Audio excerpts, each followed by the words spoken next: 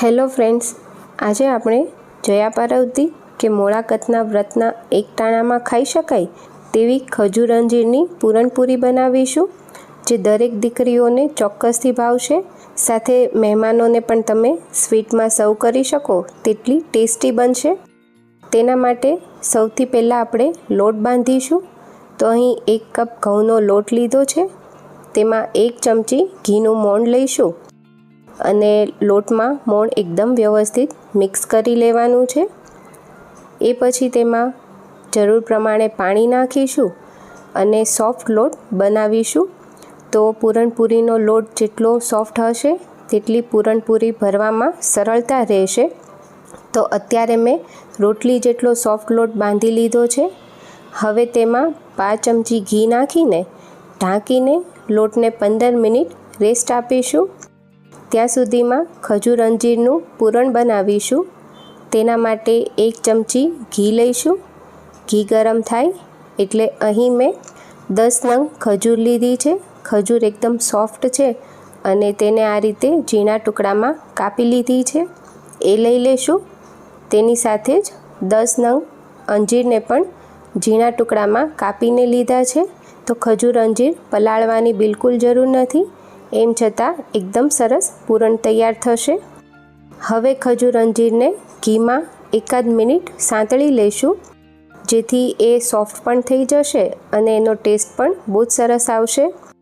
હવે તેમાં અડધો કપ દૂધ લેવાનું છે. તો અહીં મેં ફૂલ ફેટ મિલ્ક લીધું છે અને તેની સાથે 1 ઉભરો આવે તેટલું ખજૂર અંજીરને ઉકાળી લઈશું અને એ પછી તેને ઢાંકીને 5 મિનિટ કૂક થવા દઈશું. અને 5 મિનિટ પછી ચેક કરીએ તો ખજૂર અને અંજીર સરસ સોફ્ટ થઈ ગયા છે. જો આટલા દૂધમાં ખજૂર અંજીર સોફ્ટ ના થાય તો બીજું 1/2 કપ દૂધ લઈને પણ તમે તેને કૂક કરી શકો છો. તો દૂધ સાવ બળી જાય ત્યાં સુધી તેને કૂક કરી લઈશું. હવે તેમાં અડધી ચમચી એલચી અને જાયફળનો પાવડર લઈશું. સાથે 3 મોટી ચમચી બદામનો આ રીતે અધકચરો ભૂકો કરીને લીધો છે, એ લઈશું.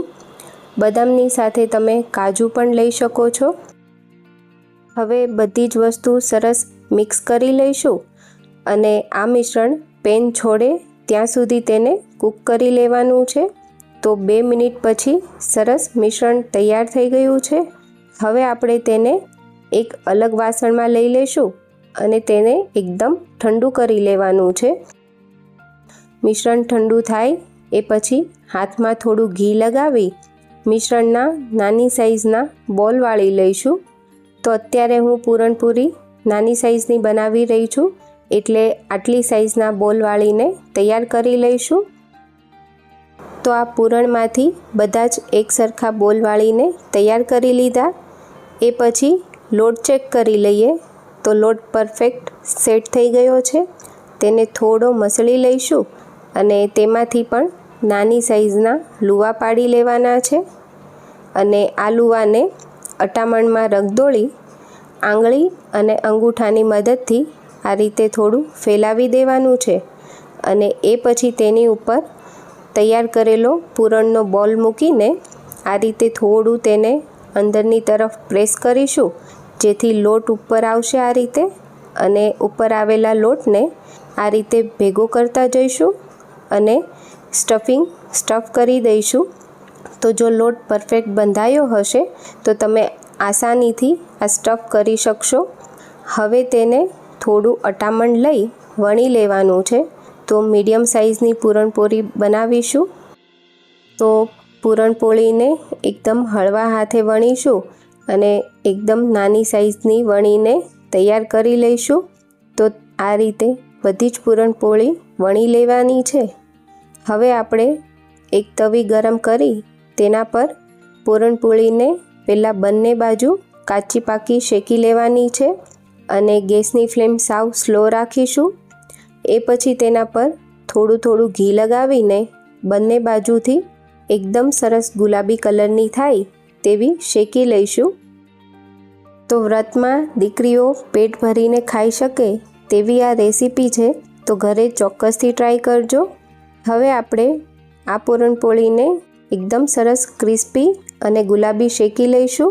તો આના સ્ટફિંગમાં આપણે ખાંડનો બિલકુલ ઉપયોગ નથી કર્યો, તેથી આ સુપર હેલ્ધી પણ બને છે. હવે શેકેલી પૂરણપોળી પર થોડું ઘી લગાવીને ઉપરથી કાજુ અને પિસ્તાની કતરણ ભભરાવીશું. તો ફ્રેન્ડ્સ, ઘરે એકવાર ચોક્કસથી બનાવજો. સાથે મને કમેન્ટમાં જણાવજો તમને આજની રેસીપી કેવી લાગી. સાથે મારી ચેનલને સબસ્ક્રાઈબ કરજો. Thank you.